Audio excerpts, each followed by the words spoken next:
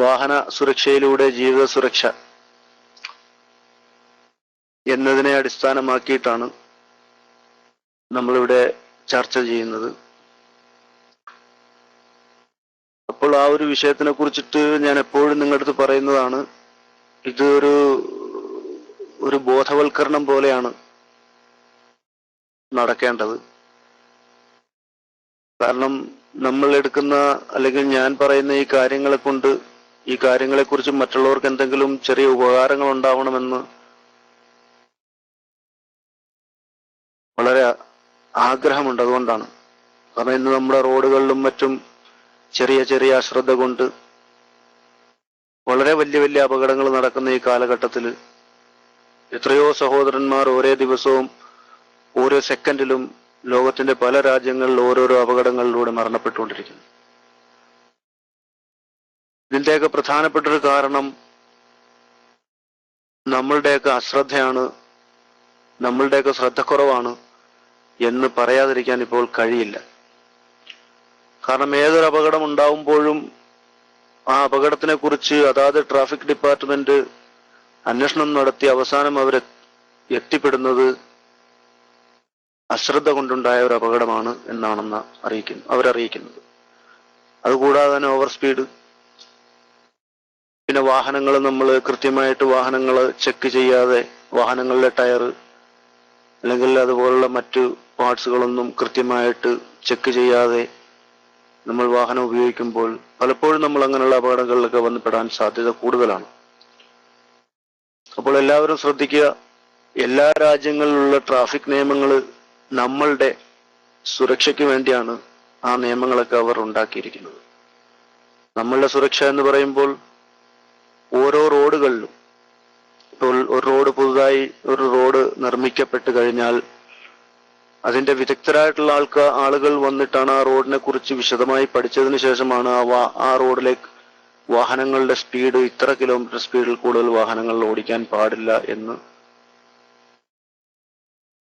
Board വെച്ചിട്ട് അവരതിനെ board വെച്ച് നമുക്ക് നമ്മളുടെ മുന്നിൽ കാണിച്ചു തരുന്നു. അപ്പോൾ അങ്ങനെയുള്ള നിയമങ്ങളൊക്കെ നമ്മൾ മാക്സിമം നമ്മളത് അംഗീകരിക്കുകയും ആ നിയമത്തിനനുസരിച്ച് നമ്മൾ വാഹനങ്ങൾ ഉപയോഗിക്കുകയും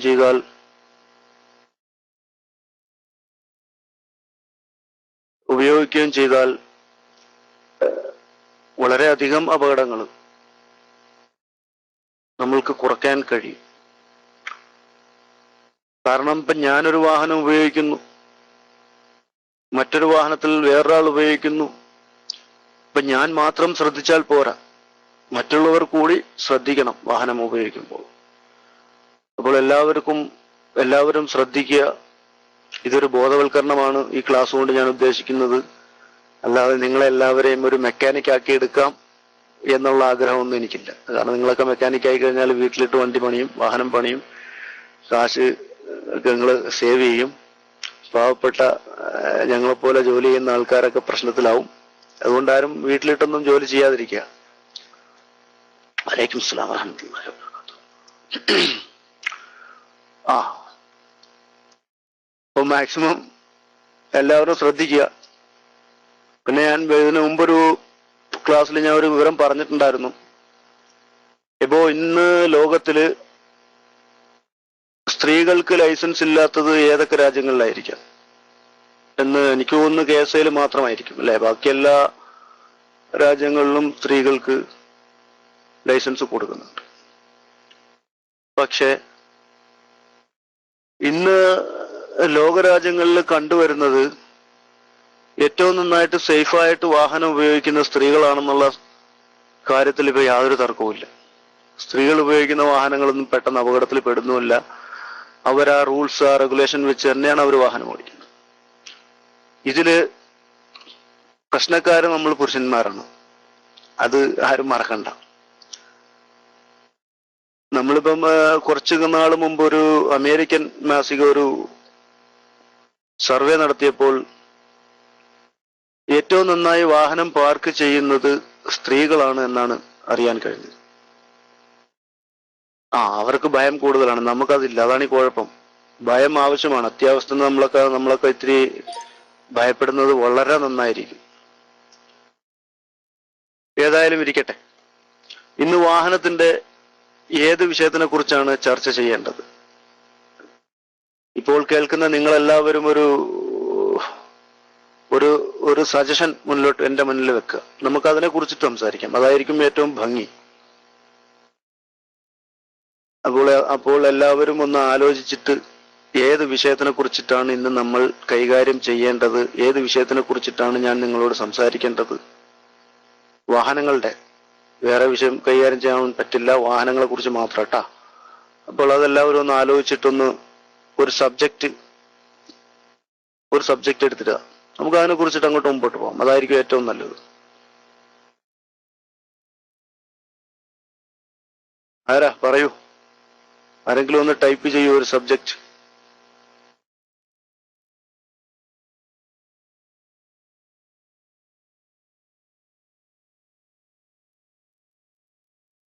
ആരും ഇല്ലേ? അല്ല, റൂമിൽ ആരും ഇല്ലേ? എല്ലാരും ഉറക്കമാണോ? ജുമാ കഴിഞ്ഞിട്ട് ബിരിയാണിയും മട്ടൻ ബിരിയാണിയും ചിക്കൻ ബിരിയാണിയും കഴിച്ചിട്ട് ഉറങ്ങിയോ? കുട്ടിയൊക്കെ ഇന്ന് ബിരിയാണിയാണെന്ന് ഞാൻ അറിഞ്ഞിരുന്നു.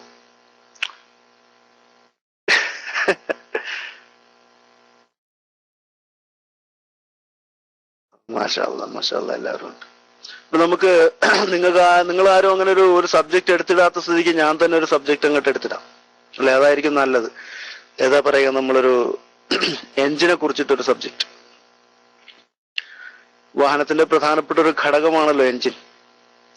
അറബിയിൽ മക്കീന എന്നൊക്കെ പറയും. ഇപ്പൊ എഞ്ചിനെ കുറിച്ചിട്ട് പറയുകയാണെങ്കിൽ ഏറ്റവും ആദ്യമായിട്ട് വാഹനങ്ങളിൽ ഉണ്ടായിരുന്ന ഒരു എഞ്ചിനാണ്. നമ്മള് പഴയ മോഡൽ വാഹനങ്ങൾ കണ്ടിട്ടുണ്ടോ? മോറിസ് മൈനർ വാഹനം കണ്ടിട്ടുണ്ടോ? മോറിസ് മൈനർ, അതുപോലെ ഹിന്ദുസ്ഥാൻ മോട്ടോഴ്സിന്റെ പഴയ അംബാസഡറിന്റെ ഏറ്റവും മൂത്ത വണ്ടി ലാൻഡ് മാസ്റ്റർ കണ്ടിട്ടുണ്ടാവും അല്ലേ?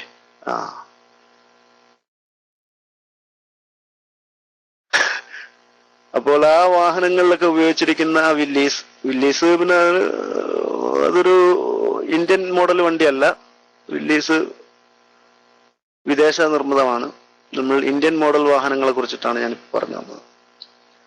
അതായത് ആ മോറിസ് മൈനർ, നമ്മുടെ ആമക്കാർ എന്ന് പറയും. നമ്മളൊക്കെ പണ്ട് ആമക്കാർ എന്ന് പറയും അതിന്. അപ്പൊ ആ വാഹനങ്ങൾക്ക് ഉപയോഗിച്ചിരുന്ന എഞ്ചിൻ സൈഡ് വാൽവ് എഞ്ചിനാണ്. അന്നത്തെ കാലത്ത് സൈഡ് വാൽവ് എഞ്ചിനാണ് ആദ്യമായിട്ട് നിർമ്മിക്കപ്പെട്ടിരുന്നത്. അതായത് സിലിണ്ടറിൽ തന്നെ പിസ്റ്റണും അതിന്റെ സൈഡിൽ വാൽവും ഫിക്സ് ചെയ്തുകൊണ്ട് ഹെഡിനെ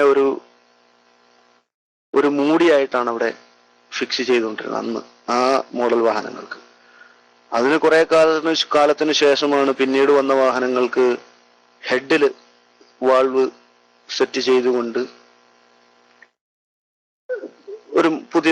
പുതിയൊരു മോഡൽ ഇറക്കപ്പെട്ടു. അപ്പോൾ അന്ന് ഉണ്ടായിരുന്ന വാഹനങ്ങൾക്ക് പ്രധാനമായിട്ടും എഞ്ചിന് കാർബറേറ്റർ, ഡെൽക്കോ, അതായത് നമ്മുടെ ഇലക്ട്രിക് പ്ലഗിൽ കറണ്ട് കൊടുക്കാനായിട്ട് ഒരു ഡെൽക്കോയും അതിനുള്ളിൽ ഒരു റോട്ടറും എന്താ പറയുക അതിന് ഒരു പ്ലാറ്റിനം പോയിന്റും, അല്ല അതുകൊണ്ടൊന്നും പുക വരില്ല കേട്ടോ, ഒരു പ്ലാറ്റിനം പോയിന്റും, അതുകൂടാതെ തന്നെ ഒരു കോയിലിന്റെ പ്രധാനപ്പെട്ട ഒരു ജോലി 12 വോൾട്ട് കറണ്ടിനെ ഹൈ വോൾട്ട് കറണ്ട് ആക്കുക എന്നുള്ളതാണ്. ഈ ഹൈ വോൾട്ട് കറണ്ടാണ് പ്ലഗിൽ വന്നിട്ട് സ്പാർക്ക് ആക്കുന്നത്. അതിൽ നിന്നൊക്കെ എത്രയോ മാറി വന്ന് ഇന്ന് നമ്മൾ കാണുന്ന എഞ്ചിൻ ഒരുപാട് മാറ്റങ്ങൾ വന്ന് എല്ലാം ഇലക്ട്രോണിക്സ് ആയി. പഴയ കാർബറേറ്റർ ഇപ്പൊ കാണാനില്ല. നമ്മൾ പഴയ പറഞ്ഞ കോയിലുകൾ കാണാനില്ല. പ്ലാറ്റിനം പോയിന്റിന്റെ പരിപാടിയേ ഇല്ല ഇന്നത്തെ വാഹനങ്ങൾക്ക്. ഡെൽക്കോന്റെ പരിപാടിയേ ഇല്ല. അങ്ങനെയുള്ള യാതൊരു കാര്യങ്ങളും ഇല്ലാത്ത രീതിയിൽ എല്ലാ കാര്യങ്ങളും അതിന്റെ എല്ലാ പ്രവർത്തനങ്ങളും ഇലക്ട്രോണിക്സ് രീതിയിലോട്ട് കൊണ്ടുവന്നിട്ട് പ്ലഗ് അന്നുകൊണ്ട് ഇന്നുണ്ട്. പ്ലഗ് ഇല്ലാതെ പെട്രോൾ എഞ്ചിൻ വർക്ക് ചെയ്യില്ലല്ലോ. അപ്പോൾ അതിനുശേഷം അവര് അത്രയും ഒരുപാട് മാറ്റങ്ങൾ കൊണ്ടുവന്നിട്ട് ഇന്ന് നമ്മളൊക്കെ ഉദ്ദേശിക്കുന്ന രീതിക്ക് അപ്പുറമാണ് ഓരോ വാഹനം. കാരണം നമ്മളൊക്കെ ഓരോ വർഷം തോറും ഓരോ വാഹനങ്ങൾ പുതിയതായിട്ട് ഇറങ്ങുന്നു, പുതിയ മോഡൽ വരുന്നു, പുതിയ സിസ്റ്റം, എഞ്ചിനിലുള്ള കംപ്ലീറ്റ് സിസ്റ്റവും പുതിയ രീതിയിൽ കൊണ്ടുവരുന്നു. ഓരോ ദിവസവും ഇത് പഠിച്ചുകൊണ്ടിരിക്കുകയാണ്.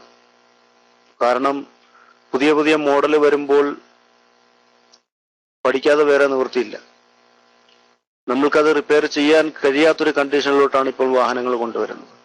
ഇന്ന് ഇപ്പോൾ KSIയിൽ ഇറങ്ങുന്ന ചില വാഹനങ്ങൾക്ക് നമ്മൾ സാധാരണ ഒരു ബ്രേക്ക് പാഡ് അല്ലെങ്കിൽ ഒരു ഷോക്ക് അബ്സർ സാധാരണ ഒരു വർക്ക്ഷോപ്പുകളിൽ കൊണ്ടുപോയി റീപ്ലേസ് ചെയ്താൽ അത് വർക്ക് ചെയ്യാത്തൊരവസ്ഥ വരുന്നുണ്ട്. അത് അതിൻ്റെതായ കമ്പനികളിൽ കൊണ്ടുപോയി അത് ബർമജ ചെയ്യണം. ചെയ്താൽ മാത്രമേ അത് വർക്ക് ചെയ്യുള്ളൂ. അപ്പൊ അത്രയും കോംപ്ലിക്കേറ്റഡ് ആക്കിയിട്ടാണ് അവർ ആ വാഹനങ്ങൾ, പുതിയ മോഡൽ വാഹനങ്ങൾ റോഡിൽ ഇറക്കുന്നത്. ഇപ്പൊ ടൊയോട്ട ലാൻഡ് ക്രൂസറിന് ചാവിയില്ല.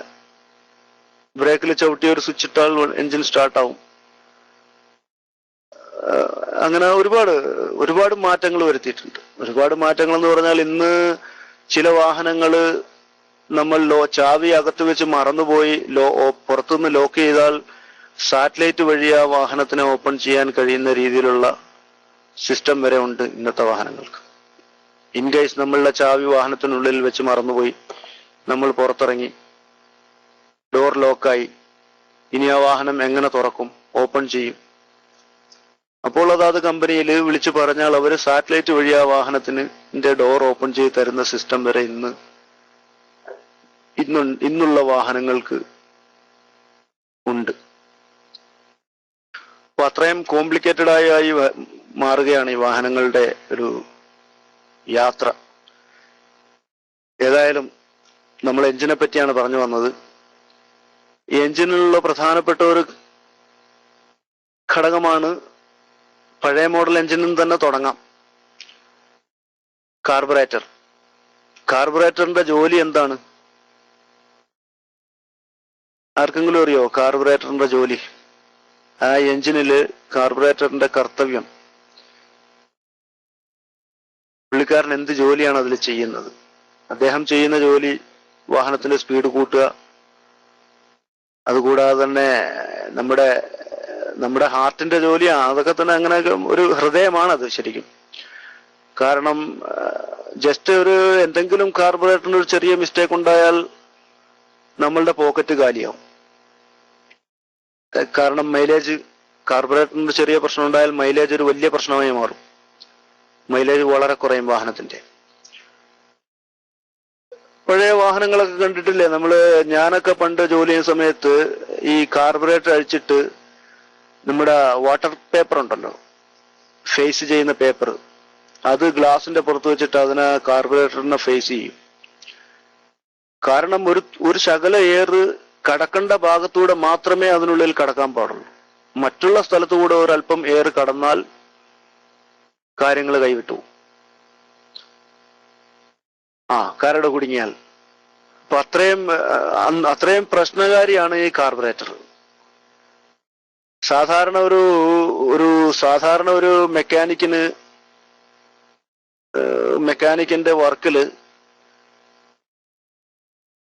അയാളുടെ കഴിവ് തെളിയിക്കേണ്ട ഒരു വർക്കാണ് കാർബറേറ്ററിന്റെ പണി, ആ മെക്കാനിക്കിന്റെ കഴിവ്.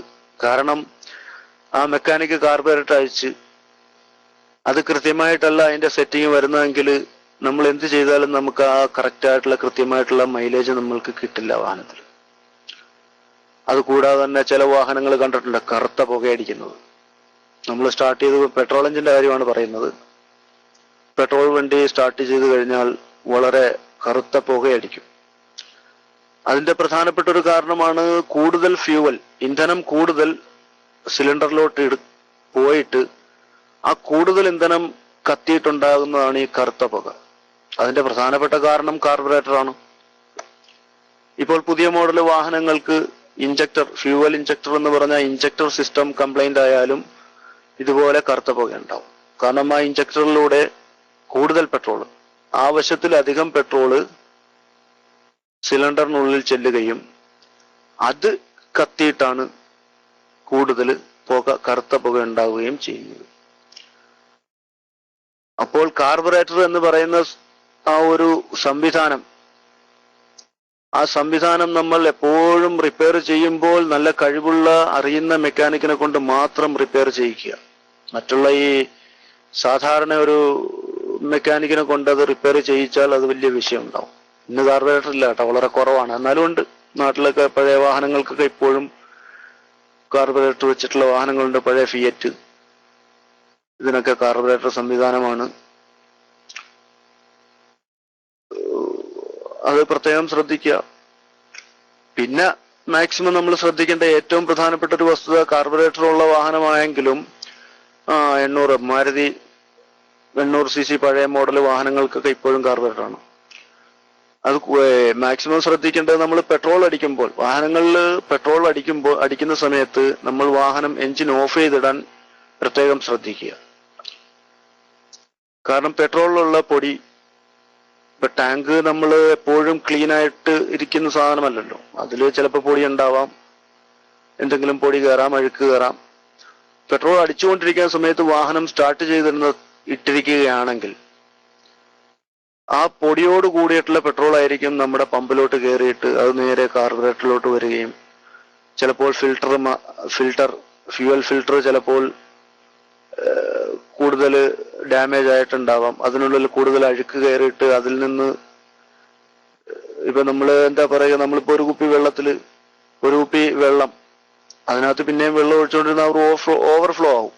ആ കൂട്ടത്തിൽ അതിനകത്തുള്ള അഴുക്കും പുറത്തു വരും.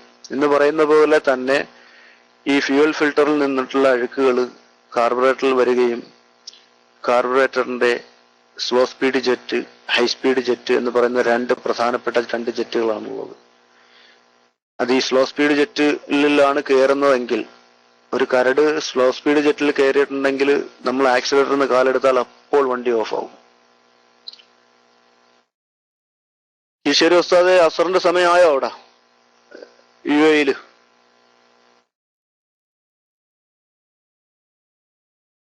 ആയിട്ടുണ്ടാവില്ലല്ലേ? ഇവിടെ 2:15 ആയിട്ടുള്ള സൗദി ടൈം, അവിടെ 3:15 ആയിട്ടുണ്ടാവും. വാങ്ക് വിളിച്ചു. ഏതായാലും അബ്ദുൽ ഉസ്താദ് വരുന്നതിനുള്ളിൽ നമുക്ക് ഈ ക്ലാസ് അവസാനിപ്പിക്കാം. അപ്പൊ ഞാൻ നേരത്തെ പറഞ്ഞത്, ഈ കാർബറേറ്ററിന്റെ സ്ലോ സ്പീഡ് ജെറ്റില് കരട് കയറിയാൽ ആ വാഹനം സ്റ്റാർട്ടിങ്ങിൽ നിൽക്കുകയല്ല, അപ്പോൾ അത് ഓഫായി പോകും.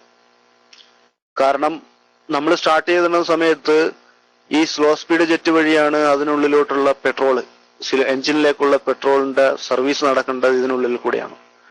അത് ബ്ലോക്ക് ആയി കഴിഞ്ഞാൽ പിന്നെ പെട്രോളിന്റെ സർവീസ് ഉണ്ടാവില്ല, അതിലോട്ട് പെട്രോള് കടക്കുകയില്ല. അപ്പോൾ അത് ഓട്ടോമാറ്റിക്കലി വാഹനം ഓഫായി പോകാൻ സാധ്യത കൂടുതലാണ്, ഓഫായി പോകും. അതുകൊണ്ട് എല്ലാവരും ശ്രദ്ധിക്കേണ്ട കാര്യമാണ്. പുതിയ മോഡലായാലും പഴയ മോഡലായാലും ഏത് മോഡൽ വാഹനങ്ങളായാലും നമ്മൾ എപ്പോഴും വാഹനത്തിൽ പെട്രോൾ അടിക്കുമ്പോൾ, പമ്പിൽ നിന്നും പെട്രോൾ അടിക്കുമ്പോൾ എഞ്ചിൻ ഓഫ് ചെയ്തിടാൻ എല്ലാവരും ശ്രദ്ധിക്കുക. കാരണം ഓഫ് ചെയ്തിടാതിരിക്കുന്നത് കൊണ്ട് വരുന്ന പ്രശ്നങ്ങൾ ഇതൊക്കെയാണ്. അത് ചില സമയത്ത് നമുക്ക് തോന്നൂല ഓഫ് ചെയ്യാൻ, എന്നാലും മാക്സിമം നമ്മൾ ഓഫ് ചെയ്തിടുക. പലരും അങ്ങനെ, ഈ പല ആളുകൾക്കും അങ്ങനെ ചില കുഴപ്പങ്ങളൊക്കെ ഉണ്ട്. ആളുകൾ പെട്രോൾ പമ്പിൽ പോയി വാഹനത്തിൽ എണ്ണ അടിക്കുന്ന സമയത്ത് എഞ്ചിൻ ഓഫ് ചെയ്തിട്ടിട്ട് കുറച്ച് വാഹനം മുമ്പോട്ട് പോകുമ്പോൾ അവിടെ ഓഫായി പോകും. അത് ഇങ്ങനെയുള്ള ഈ ഓഫ് ചെയ്യാതിരിക്കുന്നതിന്റെ കാരണം കൊണ്ടുണ്ടാവുന്നതാണ്. അപ്പോൾ ഏതായാലും ഞാൻ പറഞ്ഞു വന്നത് കാർബറേറ്ററിനെ കുറിച്ചിട്ടായിരുന്നു അല്ലെ. ഇനി കാർബറേറ്ററിലുള്ള രണ്ടാമത്തെ പ്രധാനപ്പെട്ട ഒരു സംവിധാനമാണ് ഹൈ സ്പീഡ് ജെറ്റ്. ഒന്ന് സ്ലോ സ്പീഡ് ജെറ്റും രണ്ടാമത്തെ ഹൈ സ്പീഡ് ജെറ്റും. കാർബറേറ്ററിനെ കുറിച്ച് പറഞ്ഞു വന്നാലേ നമുക്ക് ബാക്കി എഞ്ചിനിലോട്ട് കടക്കാൻ കഴിയുള്ളൂ. അതുകൊണ്ടാണ് ഞാൻ ആദ്യം സ്റ്റാർട്ടിങ് കാർബറേറ്ററിൽ തുടങ്ങിയത്. ഇപ്പൊ ഹൈ സ്പീഡ് ജെറ്റിന്റെ ജോലി എന്താണ്? ആ വാക്കിൽ തന്നെ ഉണ്ട് അതിന്റെ ജോലിയും. ഹൈ സ്പീഡ് വാഹനം ഒരു നോർമൽ സ്പീഡിന് ശേഷം ഒരു ഹൈ സ്പീഡിലോട്ട് വാഹനം നീങ്ങുമ്പോൾ ഫ്യൂവൽ കൊടുക്കേണ്ട ഒരു സംവിധാനമാണ് ഹൈ സ്പീഡ് ജെറ്റ്. പിന്നെ സ്ലോ സ്പീഡ് ജെറ്റിൽ കൂടെയുള്ള ഫ്യൂവൽ കൊടുക്കൽ അവിടെ സ്റ്റോപ്പായിട്ട് പിന്നെ ഹൈ സ്പീഡ് ജെറ്റിലൂടെ ആയിരിക്കും പിന്നെ ഫ്യൂവൽ കൊടുക്കുന്നത്. അതിന്റെ പ്രധാനപ്പെട്ട കാരണം നമ്മൾ സാധാരണ ഒരു കാർബറേറ്റർ അഴിച്ച് നോക്കുമ്പോൾ അതിനകത്ത് 2 ബട്ടർഫ്ലൈ കാണും. ബട്ടർഫ്ലൈ എന്ന് ഉദ്ദേശിക്കുന്നത് മനസ്സിലായല്ലോ, നമ്മുടെ ചിത്രശലഭമല്ല ഞാൻ ബട്ടർഫ്ലൈ കൊണ്ട് ഉദ്ദേശിച്ചത്. ബട്ടർഫ്ലൈ എന്ന് ഉദ്ദേശിച്ചത് നമ്മുടെ കാർബറേറ്ററിന്റെ താഴെയായിട്ട് ഒരു എന്താ പറയുക, അതിനൊരു ഓപ്പൺ ആവുകയും അടയുകയും ചെയ്യുന്നൊരു സംവിധാനമാണത്. അതിനെയാണ് വാഹന ഭാഷയിൽ അല്ലെങ്കിൽ കാർബറേറ്ററിന്റെ ഭാഷയിൽ പറയുന്ന ബട്ടർഫ്ലൈ. അത് ഓപ്പൺ ആവുമ്പോഴാണ് ഈ പെട്രോൾ അതിനുള്ളിലോട്ട്, എഞ്ചിന്റെ സിലിണ്ടറിനുള്ളിലോട്ട് പെട്രോൾ സപ്ലൈ ആവുകയും വാഹനത്തിന് സ്പീഡ് കൂടുകയും ചെയ്യുന്നത്.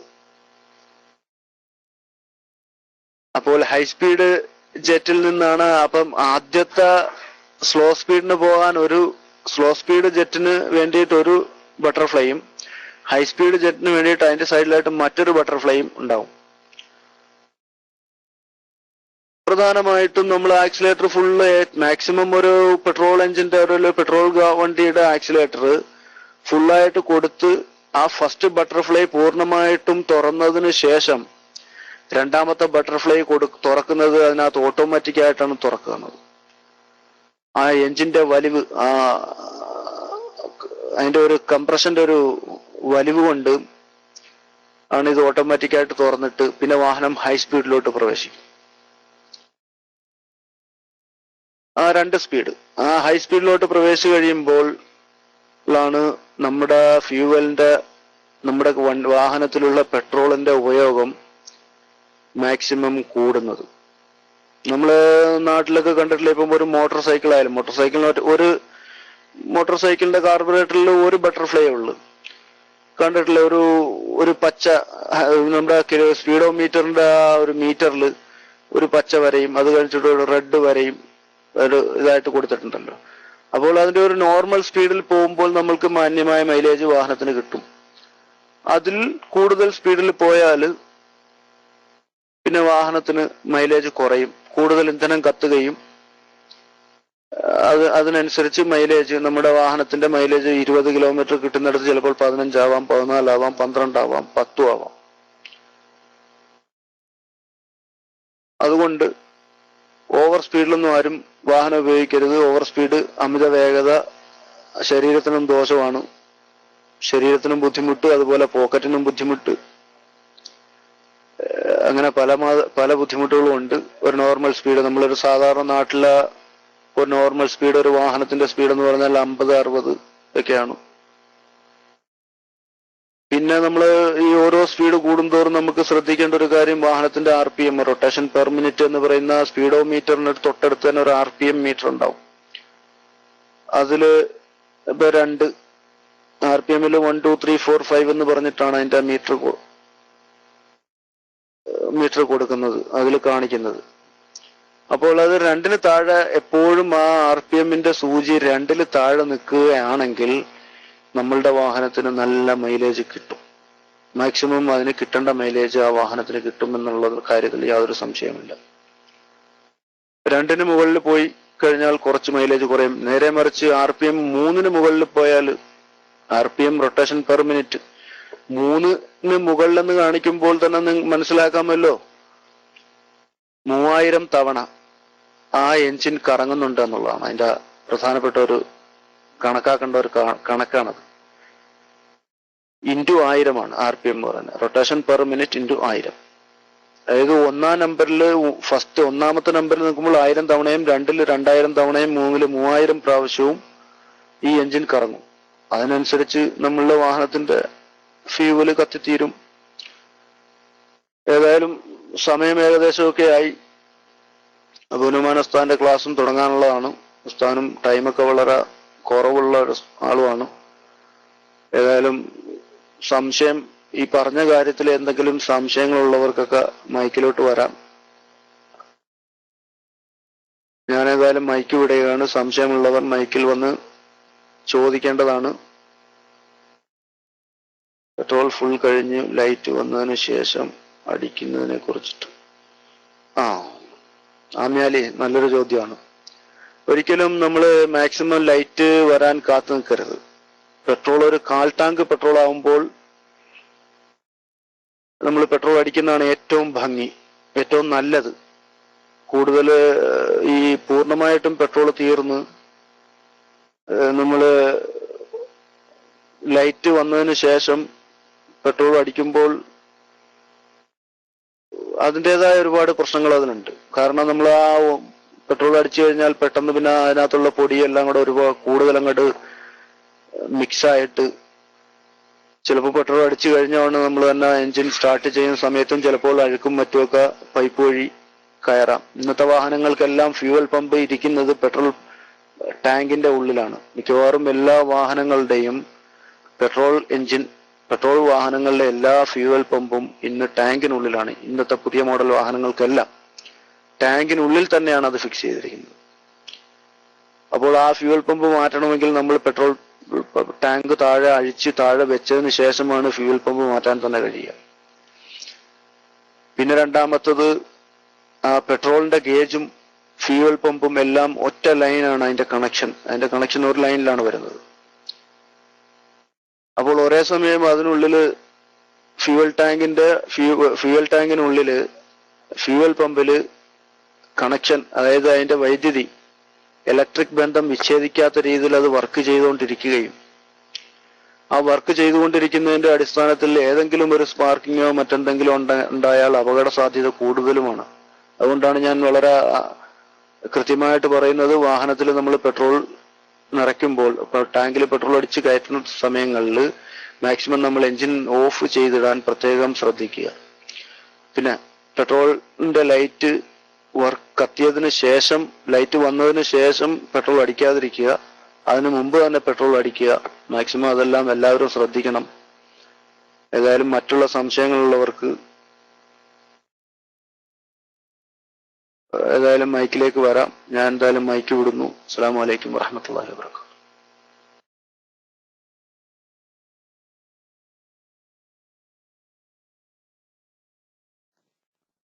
വലൈക്കും അസ്സലാം വറഹ്മത്തുള്ളാഹി വബറകാതുഹു. അസ്സലാമു അലൈക്കും വറഹ്മത്തുള്ളാഹി വബറകാതുഹു.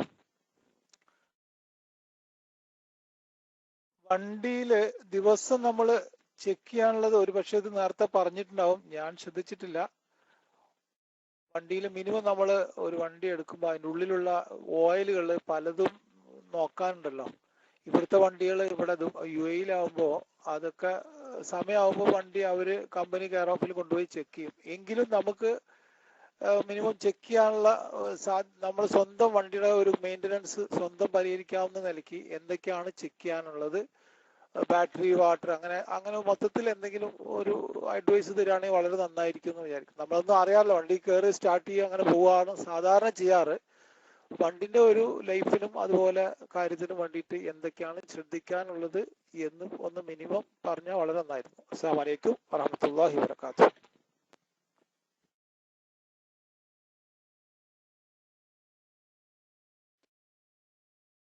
വലൈക്കും അസ്സലാം വറഹ്മത്തുള്ളാഹി വബറകാതുഹു. നമ്മൾ സാധാരണ വാഹനങ്ങളിൽ ചെക്ക് ചെയ്യേണ്ട പ്രധാനപ്പെട്ട ഒന്നാണ്, നമ്മൾ രാവിലെ വാഹനം എല്ലാ ദിവസവും അത് ചെയ്യണമെന്നില്ല, ആഴ്ചയിൽ 2 തവണയെങ്കിലും മിനിമം എൻജിൻ ഓയിൽ ഒന്ന് ചെക്ക് ചെയ്യുക. അത് കൂടാതെ തന്നെ നമ്മൾ ബോണറ്റ് പൊക്കിയിട്ട് ട്രാൻസ്മിഷൻ ഓയിൽ ചെക്ക് ചെയ്യുമ്പോൾ വാഹനം സ്റ്റാർട്ട് ചെയ്തതിന് ശേഷം ചെക്ക് ചെയ്യുന്നതായിരിക്കും ഏറ്റവും നല്ലത്. കാരണം വാഹനം സ്റ്റാർട്ട് ചെയ്യാത്ത രീതിയിൽ നമ്മൾ അത് ചെക്ക് ചെയ്യുന്ന സമയത്ത് ഓയിൽ കൂടുതൽ കാണും. ട്രാൻസ്മിഷൻ, അതായത് ഗിയർ ബോക്സിന്റെ ഓയിൽ കൂടുതൽ കാണാൻ സാധ്യതയുണ്ട്. അപ്പൊ സ്റ്റാർട്ട് ചെയ്ത് കഴിഞ്ഞാൽ അതിന്റെ പമ്പ് വർക്ക് ചെയ്യും. പമ്പ് വർക്ക് ചെയ്ത് കഴിഞ്ഞാൽ അതിന്റെ ഓയില്, ട്രാൻസ്മിഷന്റെ ഓയിൽ എല്ലാ ഭാഗങ്ങളിലോട്ടും സർക്കുലേഷൻ ആയി കഴിഞ്ഞാൽ പിന്നെ ഒരു ഓയിൽ ലെവലുണ്ട്. ആ ഓയിൽ ലെവലാണ് ട്രാൻസ്മിഷനിൽ കാണേണ്ടത്. അപ്പം ട്രാൻസ്മിഷൻ ഓയിൽ ചെക്ക് ചെയ്യുമ്പോൾ, ഗിയർ ബോക്സിന്റെ ഓയിൽ ചെക്ക് ചെയ്യുമ്പോൾ ഓട്ടോമാറ്റിക് വാഹനമാണെങ്കിൽ വാഹനം സ്റ്റാർട്ട് ചെയ്തതിനു ശേഷം ചെക്ക് ചെയ്യാം. ബാക്കി ചെക്ക് ചെയ്യേണ്ടത് പ്രധാനമായിട്ടും ബ്രേക്ക് ഫ്ലൂയിഡ് അതിന്റെ ഒരു ലെവലുണ്ട്. ആ ലെവലിൽ കൂടുതലായിട്ട് താഴാൻ പാടില്ല. പിന്നെ ഒരല്പം ബ്രേക്ക് ഫ്ലൂയിഡ് കുറഞ്ഞു എന്ന് പറഞ്ഞിട്ട് നമ്മൾ ബ്രേക്ക് ഫ്ലൂയിഡ് വീണ്ടും ആഡ് ചെയ്യേണ്ട ആവശ്യവുമില്ല. കാരണം നമ്മൾ പിന്നീട് ഓരോ ദിവസവും അല്ലെങ്കിൽ ഒരാഴ്ച കൂടുമ്പോൾ അല്പം മില്ലി ഓയില് ബ്രേക്ക് ഫ്ലൂയിഡ് കുറഞ്ഞുകൊണ്ടിരിക്കും. അതിന്റെ പ്രധാനപ്പെട്ട ഒരു കാരണം ഇന്ന് വാഹനങ്ങളുടെ ബ്രേക്കുകളെല്ലാം കാലിബർ സിസ്റ്റമാണ്. പഴയതുമാതിരി ചെറിയ സിലിണ്ടർ അല്ല, വളരെ വലിയ 2-4 സിലിണ്ടറാണ് കാലിബർ, ക്ലേബർ സിസ്റ്റം എന്ന് പറയും, കാലിബർ സിസ്റ്റം. അപ്പോൾ അതില് ബ്രേക്ക് പാഡിന്റെ തേയ്മാനത്തിനനുസരിച്ച് അതിലുള്ള പിസ്റ്റൺ, അതായത് കാലിബറിനുള്ളിലുള്ള പിസ്റ്റൺ പുറത്തോട്ട് തള്ളി വരികയും അതിനകത്ത് കൂടുതൽ ഓയിൽ അതിനകത്ത് സ്ഥിരമായി നിലനിൽക്കുകയും ചെയ്യും. അപ്പോൾ അതിനകത്ത് കൂടുതലായിട്ട് നിലനിൽക്കേണ്ട ഓയിൽ നമ്മൾ മുകളിലുള്ള ടാങ്കിൽ നിന്നുള്ള ഓയിലാണ് ഇതിൽ വന്ന് നിലനിൽക്കുന്നത്. നേരെ മറിച്ച് കുറച്ചു നാൾ ഓടിയതിനു ശേഷം ബ്രേക്ക് പാഡ് ഒരു തേയ്മാനമൊക്കെ ആയി നമ്മൾ ബ്രേക്ക് പാഡ് റീപ്ലേസ് ചെയ്യുമ്പോൾ പിസ്റ്റൺ നമ്മൾ എന്തായാലും നമ്മൾ പുതിയ ഒരു ബ്രേക്ക് പാഡ് ഫിക്സ് ചെയ്യുമ്പോൾ പിസ്റ്റൺ നമ്മൾ റിട്ടേൺ തള്ളി ഉള്ളിലോട്ടാക്കേണ്ടി വരും. നമ്മൾ പിസ്റ്റൺ ഉള്ളിലോട്ട് തള്ളുമ്പോഴേക്കും ഇതിനകത്തുള്ള ഫ്ലൂയിഡ് നേരെ പഴയ നമ്മൾ മുകളിൽ കണ്ട ടാങ്കിലോട്ട് വന്ന് നിറയും. അപ്പോൾ അത് ഫില്ലായി. നേരെ മറിച്ച് നമ്മൾ കൂടുതൽ ഓയിൽ അതിൽ ഒഴിച്ചു കൊടുത്താൽ നമ്മൾ ഈ പിസ്റ്റൺ അങ്ങോട്ട് തള്ളുമ്പോൾ മുകളിൽ നിന്നും അതിന് താങ്ങുന്നതിൽ കൂടുതൽ ഓയിൽ അതിൽ വരുമ്പോൾ അതിൽ നിന്ന് പുറത്തു വരും. അപ്പോൾ ബ്രേക്ക് ഫ്ലൂയിഡ് കൂടുതലായിട്ട് കുറവുണ്ടെങ്കിൽ നമുക്ക് കൂടുതൽ പെട്ടെന്ന് മനസ്സിലാക്കാൻ കഴിയും എവിടെങ്കിലും ബ്രേക്ക് ഫ്ലൂയിഡ് ലീക്ക് ഉണ്ടാവാൻ സാധ്യതയുണ്ടെങ്കിൽ. അപ്പൊ നമ്മൾ ചെക്ക് ചെയ്യുന്ന എന്തിനാണ്? ബ്രേക്ക് ഫ്ലൂയിഡ് എവിടെങ്കിലും ലീക്ക് ഉണ്ടോ എന്നറിയാനാണ്. നമ്മൾ താഴെ ഒന്നും നോക്കണ്ട, ബ്രേക്ക് ഫ്ലൂയിഡ് വണ്ടിക്ക് അടിയിലൊന്നും കയറി നോക്കേണ്ട കാര്യമൊന്നുമില്ല. ബ്രേക്ക് ഫ്ലൂയിഡ് ബ്രേക്ക് ലീക്ക് ഉണ്ടോ എന്നറിയാൻ ശരിക്കും അതിന്റെ കണ്ടെയ്നർ, ബ്രേക്ക് ഫ്ലൂയിഡ് സൂക്ഷിക്കുന്ന അതിൽ നോക്കിയാൽ കൃത്യമായിട്ട് മനസ്സിലാക്കാൻ കഴിയും. കൂടുതലായിട്ട് ഓയിൽ കുറയുകയാണെന്നുണ്ടെങ്കിൽ അപ്പോൾ തന്നെ ഏതെങ്കിലും വർക്ക്ഷോപ്പിൽ കൊണ്ടുപോയിട്ടോ ചെക്ക് ചെയ്യുക ഏത് വീലിൽ നിന്നാണ്, ഏത് പൈപ്പിൽ നിന്നാണ് ലീക്ക് എന്ന്. കാരണം ഇതിന്റെ കണക്ഷൻ ഏകദേശം വീലിനോട് അടുത്ത് വരെ ഇരുമ്പിന്റെ പൈപ്പുകളിലൂടെയാണ്. അത് കഴിഞ്ഞാൽ പിന്നെ റബ്ബർ പൈപ്പാണ് പിന്നെ വരുന്നത്. ഈ കാലിബറിനുള്ളിലോട്ട് റബ്ബറിന്റെ പൈപ്പാണ് വരുന്നത്. ചിലപ്പോൾ ഈ റബ്ബർ പൈപ്പിന് എന്തെങ്കിലും ഡാമേജ് ഉണ്ടായിട്ടോ, പിന്നെ നമ്മൾ ഈ ചില സ്ഥലങ്ങളിൽ ഈ കല്ല് ഒക്കെ അടിച്ചിട്ട് ഈ ഫ്ലൂയിഡിന്റെ പൈപ്പുകളൊക്കെ പൊട്ടാൻ സാധ്യതയുണ്ട്. അപ്പോൾ അങ്ങനെയൊക്കെ വരുമ്പോൾ നമ്മളത് അറിയില്ല. നമ്മൾ ബ്രേക്ക് പിടിക്കും, ബ്രേക്ക് ചവിട്ടുമ്പോൾ വാഹനം നിൽക്കും. കുറച്ച് ദിവസം കഴിയുമ്പോഴായിരിക്കും അത്യാവശ്യം ബ്രേക്ക് ചവിട്ടുന്ന സമയത്ത് വാഹനം നിൽക്കാതെ വരുന്നത്. കാരണം അതിനകത്തുള്ള ഫ്ലൂയിഡ് കംപ്ലീറ്റ് തീർന്നിട്ടുണ്ടാവും. ഫ്ലൂയിഡ് തീർന്നു കഴിഞ്ഞാൽ പിന്നെ അതിലൂടെ എയർ കയറും. എയർ കയറി കഴിഞ്ഞാൽ പിന്നെ ബ്രേക്ക് വർക്ക് ചെയ്യില്ല. അപ്പോൾ അത് ശ്രദ്ധിക്കുക. പിന്നെ അടുത്തത് നമ്മുടെ സ്റ്റിയറിംഗ് ബോക്സിന്റെ അതിന്റെ പമ്പിന് മുകളിലായിട്ടൊരു അതിന്റെ ഫ്ലൂയിഡ്, സ്റ്റിയറിംഗ് ഫ്ലൂയിഡ്, അത് ഡെയിലി ചെക്ക് ചെയ്യുന്നത് വളരെ നന്നായിരിക്കും. അതുപോലെ കൂളന്റ്, റേഡിയേറ്റർ കൂളന്റ് അത് ചെക്ക് ചെയ്യണം. അപ്പൊ അങ്ങനെയുള്ള കാര്യങ്ങൾ ചെക്ക് ചെയ്യുക. പിന്നെ പ്രധാനമായിട്ട് ചെക്ക് ചെയ്യേണ്ടത് 2-3 ദിവസം കൂടുമ്പോൾ ടയറിന്റെ എയർ പ്രഷറുകൾ. ചൂട് കാലാവസ്ഥകളിൽ ഞാൻ ഇതിനു മുമ്പ് പറഞ്ഞിട്ടുണ്ടായിരുന്നു, ചൂടുള്ള കാലാവസ്ഥയാകുമ്പോൾ ടയർ പ്രഷർ കൂടാനാണ് സാധ്യത. നമ്മളൊരു 30 PSI അടിച്ചാൽ ചിലപ്പോൾ 3-4 ദിവസം കഴിഞ്ഞാൽ ചിലപ്പോൾ അത് കൂടും, ചിലപ്പോൾ അത് 35 ആവാൻ സാധ്യതയുണ്ട്. അപ്പോൾ അത് കൃത്യമായിട്ട് അത് ചെക്ക് ചെയ്യുക. കാരണം നമ്മൾ പ്രത്യേകിച്ച് ഈ ദുബായ് പോലുള്ള സ്ഥലങ്ങളിൽ എന്ന് പറഞ്ഞു കഴിഞ്ഞാൽ ഒരു റോഡിന് 100 കിലോമീറ്റർ സ്പീഡാണ് ഉപയോഗിക്കുന്നുള്ള. 100 കിലോമീറ്റർ സ്പീഡിലാണ് വാഹനം പോകുന്നത്. അതുകൊണ്ട് ടയർ പ്രഷർ എല്ലാ സമയത്തും ചെക്ക് ചെയ്യുക. അത് വളരെ നമ്മുടെ വാഹനത്തിന്റെയും നമ്മളുടെയും സേഫ്റ്റിക്ക് ഏറ്റവും നല്ലതാണ്. പിന്നെ നമ്മൾ വാഹനം വാങ്ങുമ്പോൾ പ്രത്യേകം ശ്രദ്ധിക്കേണ്ടത് റിയർ വീൽ ഡ്രൈവ് വാഹനത്തിനാണ് ഏറ്റവും നല്ല സേഫ്റ്റി ഉള്ളത്. നേരെ മറിച്ച് ഫ്രണ്ട് വീൽ ഡ്രൈവ് വാഹനങ്ങൾക്ക് സേഫ്റ്റി ഇല്ല എന്ന് പറയാൻ കഴിയില്ല. ആ റിയർ വീൽ ഡ്രൈവ് വാഹനങ്ങളുടെ സേഫ്റ്റി ഫ്രണ്ട് വീൽ ഡ്രൈവ് വാഹനത്തിന് ഒരിക്കലും കിട്ടില്ല. രണ്ടും രണ്ട് സംവിധാനത്തിലൂടെയാണ് പ്രവർത്തിക്കുന്നത്.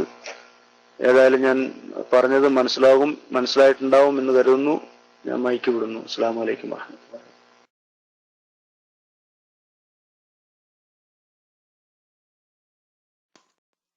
അസ്സലാമു അലൈക്കും വറഹ്മത്തുള്ളാഹി വബറകാതുഹു. എന്റെ സംശയം, ഈ ഫ്രണ്ട് ഞാൻ മുമ്പ് ചോദിച്ചിരുന്നു, മറുപടിയും കിട്ടി. ഫ്രണ്ട് ടയറിൽ 2 സൈഡിലായിട്ട് തേയ്മാനം സംഭവിക്കുന്നു. അതിന് മറുപടി നൽകിയിട്ടുണ്ട്. പക്ഷെ അതെങ്ങനെ ഒന്ന് അലൈൻമെന്റ് ചെക്ക് ചെയ്യാൻ പറഞ്ഞു. അലൈൻമെന്റ് ചെക്ക് ചെയ്ത് ഇപ്പം റൈറ്റ് സൈഡിലേക്ക് വണ്ടി അവർ പറഞ്ഞു റൈറ്റ് സൈഡിലേക്ക് കുറച്ച് നീ പോകുന്നുണ്ട് എന്ന് പറഞ്ഞു. സംഗതി അതിന് മുമ്പ് ഞാൻ സ്റ്റിയറിംഗ് വിട്ട് നോക്കിയിട്ടില്ല. അതിപ്പോ ശേഷം വിട്ടു നോക്കിയപ്പോൾ റൈറ്റ് സൈഡിലേക്ക് പോകുന്നുണ്ട്. അങ്ങനെ അവര് പറഞ്ഞു ഗ്യാരേജിൽ കൊണ്ടുപോയി റാഡ് ശരിയാക്കണം. അത് ശരിയാക്കി. എന്നിട്ടും ഈ റൈറ്റ് സൈഡിലേക്ക് പോകുന്നത് മാറിയിട്ടില്ല. മാത്രം രണ്ടാമത് വീണ്ടും അവിടെ തന്നെ കൊണ്ട് ചെന്നപ്പോൾ അവർ പറഞ്ഞു അങ്ങനെ ബാക്ക് സൈഡ് ടയർ എടുത്ത് 2 ടയറും ഫ്രണ്ട് ഇട്ടു. ഫ്രണ്ട് ഇട്ട് ഫ്രണ്ട് കിടന്ന ടയർ പുതിയ ടയറാണ്, അന്ന് മേടിച്ചതാണ്. അപ്പൊ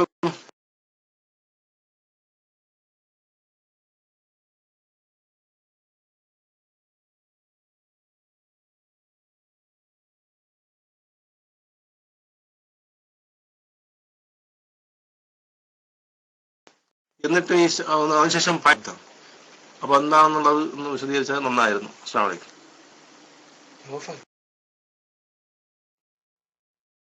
വലൈക്കും അസ്സലാം വറഹ്മത്തുള്ളാഹി വബറകാതുഹു. അതായത് വാഹനം ലെഫ്റ്റ് ഹാൻഡ് ഡ്രൈവ് ആണോ, നമ്മുടെ നാട്ടിലെ വാഹനമാണോ, ഇവിടുത്തെ ഗൾഫിലെ വാഹനമാണോ? ഇടക്കൊന്ന് കട്ട് വന്നിരുന്നു. ഇപ്പൊ കേൾക്കാമല്ലോ? കേൾക്കാം? എന്റെ സൗണ്ട് കേൾക്കാമോ? ഹലോ, സൗണ്ട് കേൾക്കാമോ? ആ, ഞാൻ അദ്ദേഹം തന്നെ ഒന്ന് മൈക്കിൽ വരട്ടെ. എന്തായാലും മൈക്ക് വിടുന്നു.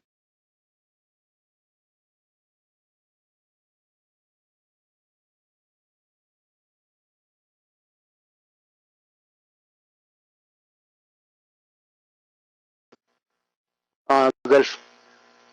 അപ്പോൾ അബ്ദുൽ വഹാബ്, ഈ ലെഫ്റ്റ് ഹാൻഡ് വാഹനമാണെങ്കിൽ, ലെഫ്റ്റ് ഹാൻഡ് ഡ്രൈവ് വാഹനമാണെങ്കിൽ അത് നമ്മൾ കൈവിട്ടാൽ എല്ലാ കാര്യങ്ങളും റെഡി ആണെങ്കിൽ പോലും നമ്മൾ ആ സ്റ്റിയറിംഗിൽ നിന്ന് കൈവിട്ട് കുറെ ദൂരം വാഹനം ഓടിച്ചാൽ ആ വാഹനം റൈറ്റിലോട്ട് തന്നെ അല്പം പോയിക്കൊണ്ടിരിക്കും. അത് പ്രധാനമായിട്ട് അങ്ങനെ പോകുന്നതിന്റെ കാരണം മറ്റൊന്നുമല്ല, അത് മാനുഫാക്ചർ ചെയ്യുന്നത് അങ്ങനെയാണ്. അതിന്റെ മാനുഫാക്ചർ നടക്കുന്നത്. കാരണം ആ വാഹനം റൈറ്റിലോട്ട് പോകാതെ ലെഫ്റ്റിലോട്ടാണ് പോകുന്നതെങ്കിൽ മറ്റു വാഹനവുമായിട്ട് ടച്ച് ആവുകയും അല്ലെങ്കിൽ മറ്റു വാഹനങ്ങളുടെ മുന്നിലോട്ട് ചെല്ലുകയും ഒരു അപകടം ഉണ്ടാവുകയും ചെയ്യും. അതിന്റെ കാരണം കൊണ്ടാണ് സാധാരണ എല്ലാ വാഹനങ്ങളും അങ്ങനെ തന്നെയാണ്.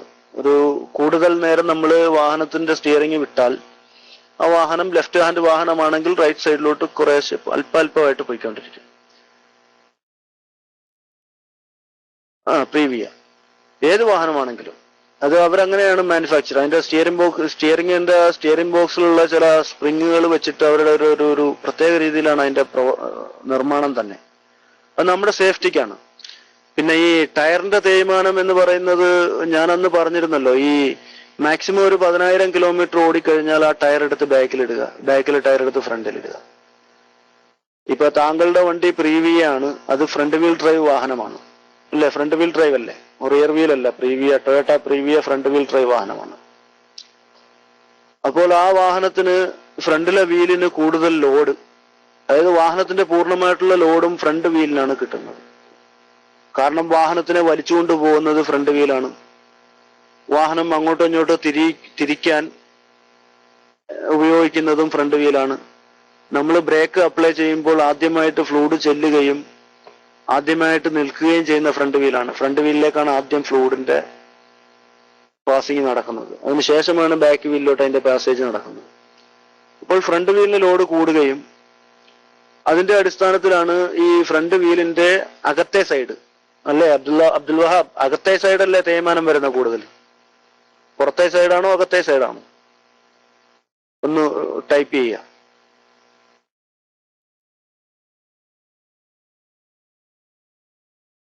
ഞാനിവിടെ ഇല്ല, ഞാൻ പോയതോ ആരും ഇല്ല റൂമിൽ. പുറത്തെ സൈഡ്, പുറത്തെ സൈഡ് തേയ്മാനം വരികയാണെങ്കിൽ അത് അലൈൻമെന്റിന്റെ പ്രശ്നം തന്നെയാണ്. അതിനാണ് ഫ്രണ്ട് വീൽ ഡ്രൈവ് വാഹനം എന്ന് പറയുന്നത്.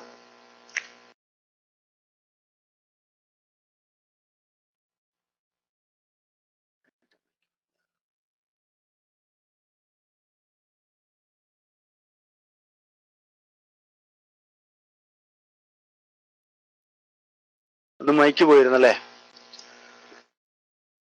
ഇല്ലില്ല, കട്ടായതല്ല, മൈക്ക് എന്റെ കയ്യിൽ നിന്ന് പോയതാണ്. മൈക്കിൽ ഞാൻ ശരിക്ക് അമർത്തി പിടിച്ചില്ല, സ്ലിപ്പായി പോയി. അപ്പം അതിനാണ് ഫ്രണ്ട് വീൽ ഡ്രൈവ് വാഹനം എന്ന് പറയുന്നത്. ഇപ്പൊ പുറത്തെ സൈഡാണ് കൂടുതൽ തേയ്മാനമെങ്കിൽ അതിന്റെ നമ്മൾ എന്താ പറയാ, അതിന്റെ ലോവർ ആമേ ഉണ്ടാവുള്ളൂ, അപ്പർ ആം അതിനുണ്ടാവില്ല. അതിന് അപ്പർ ആമിന് പകരം ഷോക്ക് അബ്സർവറിൽ തന്നെയാണ് അതിന്റെ സിസ്റ്റം, അതിന്റെ കോയിൽ സ്പ്രിംഗ് സംവിധാനമായിരിക്കും. ഞാനത് കണ്ടിട്ടില്ല ശരിക്കും.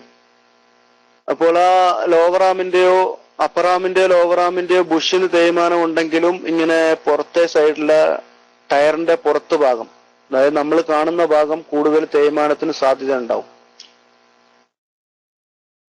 അപ്പോൾ അതുകൊണ്ട് അതിന്റെ ബുഷുകളൊക്കെ ഒന്ന് ചെക്ക് ചെയ്യുക. റബ്ബർ ബുഷുകൾ കൂടുതൽ പഴക്കമൊക്കെ ആയിക്കഴിഞ്ഞാൽ റബ്ബർ ബുഷിന് എന്തായാലും തേയ്മാനം വരും. റബ്ബർ ബുഷുകൾ മാറ്റി കൊടുത്തിട്ട് വേണം. നമ്മൾ സാധാരണ രീതിയിൽ ഈ ലോവർ ആം ബുഷ് അപ്പർ ആം ബുഷ് ഒക്കെ മാറ്റിയാൽ പിന്നെ വീണ്ടും നമ്മൾ വീൽ അലൈൻമെന്റ് ചെയ്യേണ്ടി വരും.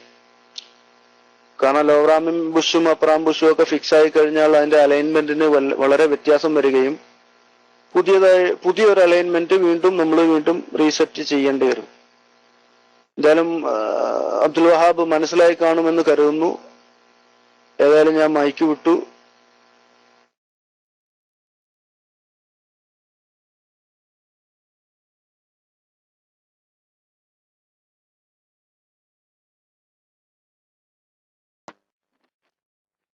അസ്സലാമു അലൈക്കും വറഹ്മത്തുള്ളാഹി. ശബ്ദം കേൾക്കുന്നുണ്ടാവും വിചാരിക്കുന്നു.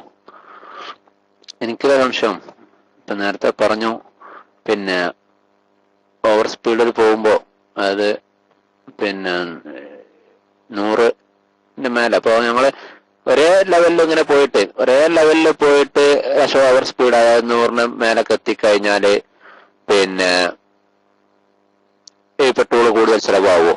അതാണ് ചെയ്തത്. അപ്പൊ നമ്മള് ഒറ്റയടിക്ക് എടുക്കല്ല.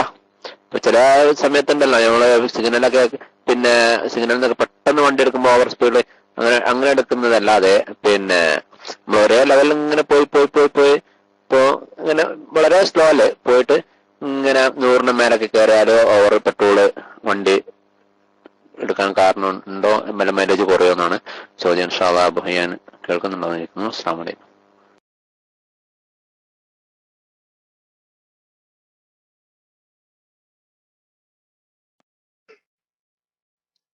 വലൈക്കും അസ്സലാം വറഹ്മത്തുള്ളാഹി. അങ്ങനെ ഇപ്പം താങ്കളുടെ ചോദ്യം എനിക്ക് മനസ്സിലായി. അതായത് സാധാരണ വാഹനം എങ്ങനെയാണ് പോകുന്നത് ആ രീതിയിൽ ചെറിയ രീതിയിൽ തന്നെ മുമ്പോട്ട് പോയതിനു ശേഷം ഒരു 100ഒക്കെ ആയതിന് പിന്നെ അതിനുശേഷം 120. ഞാൻ പറഞ്ഞില്ലേ, പ്രധാനമായിട്ടും അതിൽ ശ്രദ്ധിക്കേണ്ടത് RPM ആണ്. റൊട്ടേഷൻ പെർ മിനിറ്റ് എന്ന് പറഞ്ഞ RPMന്റെ ആ മീറ്ററിൽ നോക്കുക. നിങ്ങളൊരു 120 പോകുമ്പോൾ അതിന്റെ RPM ഒരു 2ന് മുകളിൽ അല്ലെങ്കിൽ ഒരു 3ന് മുകളിലൊക്കെ ആണെന്നുണ്ടെങ്കിൽ ആ സ്പീഡിൽ പോകാതിരിക്കുക. അപ്പൊ നല്ല മൈലേജ് കിട്ടും. നല്ല RPM ഒരു മാക്സിമം പോയ 2 അല്ലെ 2.5 എത്തിയാൽ മാന്യമായ മൈലേജ് കിട്ടും. അതിന്റെ മുകളിൽ 3.5 അല്ലെങ്കിൽ 3യുടെ മുകളിൽ പോകാൻ പാടില്ല. പോകുമ്പോഴാണ് കൂടുതൽ മൈലേജ് കുറയാൻ കൂടുതൽ സാധ്യതയുള്ളത്. മനസ്സിലായി കാണുമെന്ന് കരുതുന്നു. നോർമലായിട്ട് പോവുക, അതായിരിക്കും ഏറ്റവും നല്ലത്.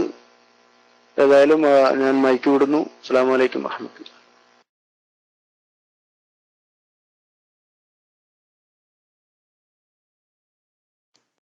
അസ്സലാമു അലൈക്കും വറഹ്മത്തുള്ളാഹി.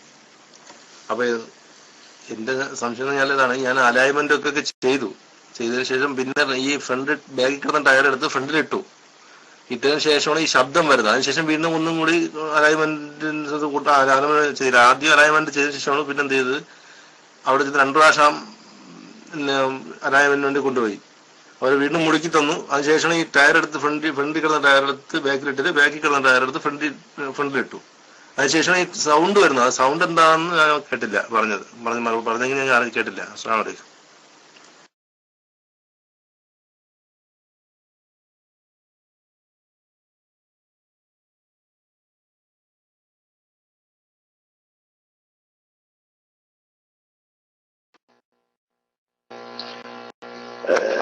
അബ്ദുൽ വഹാബ്, ചോദ്യം ഞാൻ ശരിക്കും അങ്ങോട്ട് കേട്ടില്ല. ഏതായാലും മനസ്സിലായി സൗണ്ട് വരുന്നെന്ന്. ബാക്കിലെ ടയർ എടുത്ത് ഫ്രണ്ടിൽ ഇട്ടപ്പോൾ സൗണ്ട് വരുന്നു എന്നല്ലേ, അതായിരിക്കും ചോദിച്ചത്. അത് ഈ ടയറിന്റെ സൈഡ് തേയ്മാനം ഉണ്ടെങ്കിൽ ഒരു ഹൂ എന്നൊരു സൗണ്ട് വരും. ഒരു മുഴക്കം പോലെ, നമ്മൾ വാഹനം ഓടിക്കുമ്പോൾ ഒരു മുഴക്കം പോലെ ഒരു സൗണ്ട് വരും. അങ്ങനല്ലേ സൗണ്ട് അല്ലേ, മുഴക്കം പോലല്ലേ സൗണ്ട് ഉണ്ടാവുന്നു? അബ്ദുൽ വഹാബ് കേൾക്കുന്നുണ്ടോ? തുക് തുക്, ശരിയാണ്. അത് അങ്ങനെയുള്ള സൗണ്ട് ഈ കട്ട, അതായത് അതിന്റെ തേയ്മാനം എന്ന് പറഞ്ഞു കഴിഞ്ഞാൽ ഒരു കട്ട തേയ്മാനം കൂടുതലും അടുത്ത കട്ടയ്ക്ക് തേയ്മാനം കുറവും, അത് കഴിഞ്ഞുള്ള കട്ടയ്ക്ക് വീണ്ടും തേയ്മാനം കുറയുക, അങ്ങനെ ഒരു ലെവലില് ആ സൈഡിലെ കട്ടകൾക്ക് ഉണ്ടാവുമ്പോഴാണ് ഈ സൗണ്ട് ഉണ്ടാവുന്നത്. അപ്പൊ അതിനിപ്പം ടയർ മാറ്റാതെ വേറെ നിവൃത്തി ഉണ്ടാവില്ല ആ സൗണ്ടൊക്കെ ഉണ്ടായി കഴിഞ്ഞാൽ. അപ്പൊ അത് ശ്രദ്ധിക്കുക.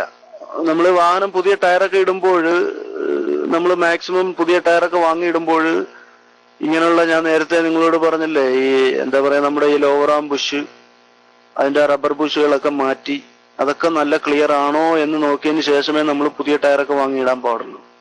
അല്ലെങ്കിൽ നമ്മൾ പുതിയ ടയറൊക്കെ അങ്ങനെ തന്നെ വാങ്ങിയിട്ട് കഴിഞ്ഞാൽ അതും കുറച്ച് ദിവസങ്ങൾക്കകം അതുപോലെ തേയ്മാനം സംഭവിച്ചിട്ട് കയ്യിലിരിക്കുന്ന കാശ് പോകും. പിന്നെ രണ്ടാമത് പിന്നെ അതിൽ ചെയ്യാനുള്ള പ്രധാനപ്പെട്ട ഒരു എന്ന് പറഞ്ഞാൽ ടയർ തിരിച്ചിടാം. ടയർ നമ്മൾ ആ പുറത്ത് തേയ്മാനം ഉണ്ടെങ്കിൽ ആ പുറത്ത് തേയ്മാന ഭാഗം അകത്തെ സൈഡിലാക്കിയിട്ട് മറിച്ചൊക്കെ ഇട്ട് കഴിഞ്ഞാൽ ആ ഒരു ടയർ മാക്സിമം നമുക്ക് ഉപയോഗിച്ചെടുക്കാൻ കഴിയും, കാശിറങ്ങും. അപ്പൊ ഈ അകത്തെ പുറം സൈഡാണ് കൂടുതൽ തേയ്മാനം വരുന്നതെങ്കിൽ കുറച്ചു നാൾ ഓടിയതിനു ശേഷം പിന്നെ ടയർ ഏതെങ്കിലും വർക്ക്ഷോപ്പിൽ കൊണ്ടുവന്ന് ടയറിനെ തിരിച്ച് ഫിറ്റ് ചെയ്താലും കുറച്ചു കാലം നമുക്ക് ആ ടയർ കൂടുതലായിട്ട് യൂസ് ചെയ്യാൻ കഴിയും. ഏതായാലും പിന്നെ വേറൊരു ചോദ്യം വന്നത്, ഈ വാഹനങ്ങൾക്ക് ഫ്രണ്ടിലെ പ്രഷറും ബാക്കിലത്തെ പ്രഷറും ഒരേപോലെ ആകണോ എന്ന് ഒരു ചോദ്യം ഇവിടെ വന്നിരുന്നു. ഒരു റേഡിയോ ശ്രോതാവായിരുന്നു. അദ്ദേഹത്തിന്റെ ചോദ്യത്തിനുള്ള ഉത്തരം ഇതാണ്: ഫ്രണ്ടിലെയും ബാക്കിലെയും ടയർ പ്രഷർ ഒരേ രീതിയിലാവുന്നതാണ് ഏറ്റവും നല്ലത്. അതില് വ്യത്യാസമൊന്നും വരുത്തേണ്ട കാര്യമില്ല. പ്രത്യേകിച്ച് ഇപ്പോഴത്തെ കാലാവസ്ഥകളിലെ മാക്സിമം പോയൊരു 30 PSI അല്ലെങ്കിൽ ഒരു 35 PSIയിൽ കൂടുതൽ എയർ അടിക്കാൻ പാടില്ല. ഇപ്പൊ നമ്മൾ ഉദ്ദേശിക്കും കുറെ ആളുകൾ കൂടുതൽ കയറുന്നതുകൊണ്ട് ഒരു 50 ആക്കാം. അതിന്റെ ഒന്നും ആവശ്യമില്ല. 35 PSI എയർ പ്രഷറൊക്കെ ഒരു 4-5 ആളുകളെയൊക്കെ താങ്ങും, കുഴപ്പമൊന്നുമില്ല അതില്. ഉത്തരം പറഞ്ഞത് റേഡിയോ ശ്രോതാവിന് മനസ്സിലായി കാണും എന്ന് കരുതുന്നു. ഏതായാലും ഞാൻ മൈക്ക് വിടുന്നു. അസ്സലാമു അലൈക്കും വറഹ്മത്തുള്ളാഹി.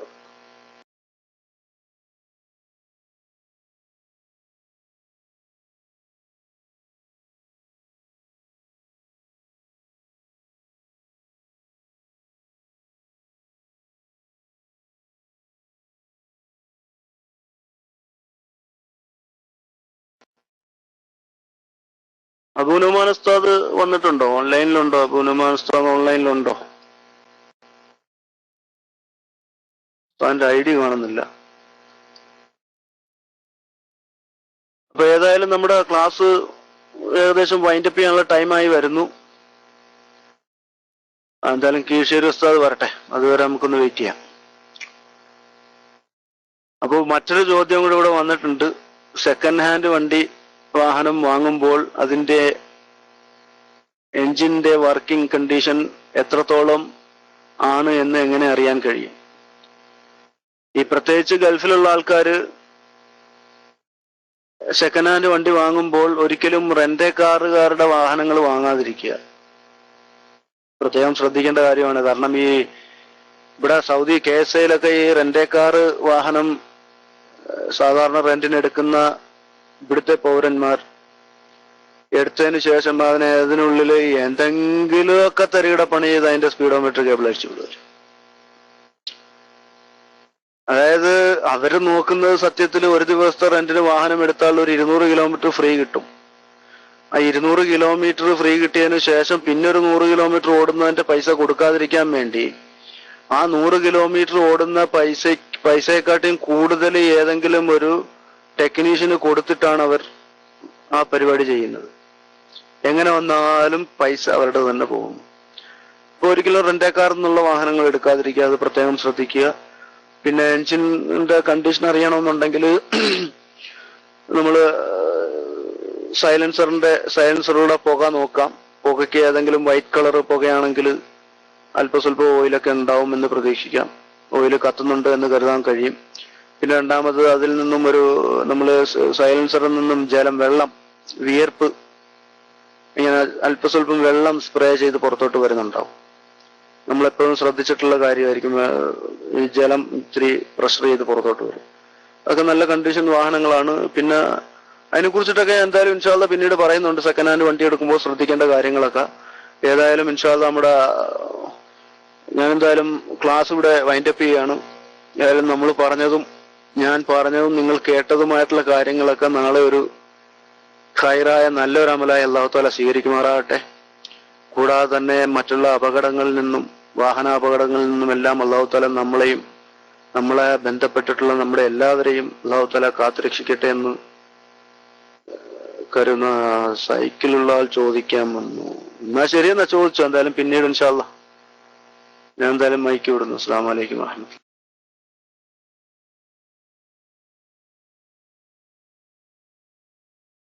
ചോദിച്ചു. എന്തായാലും പിന്നീട് ഇൻഷാ അല്ലാഹ് ഞാൻ വലൈക്കും എന്തായാലും അസ്സലാം. മൈക്ക് വിടുന്നു. അസ്സലാമു അലൈക്കും വറഹ്മത്തുള്ളാഹി.